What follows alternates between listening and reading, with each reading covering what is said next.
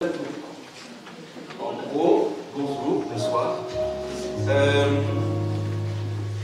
On va continuer un peu à voyager à Madagascar et on va vous proposer deux chants qui parlent de confiance en Dieu, de confiance en notre Sauveur, en notre Seigneur, celui qui nous a portés, celui qui nous a conduits dans les moments difficiles, dans les flots impétueux de la vie, celui qui nous a sortis des ténèbres pour nous amener vers sa lumière, le Dieu en qui nous pouvons faire confiance, le Dieu qui nous garantit encore sa présence en toutes choses et en toutes circonstances.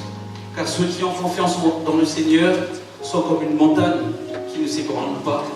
Quels que soient les vents qui soufflent, la montagne reste là. Et nous aussi, dans ce roc qui est notre Seigneur, nous pouvons avoir confiance. Alors venez avec nous à Madagascar et chantons ensemble notre confiance en Dieu. Amen.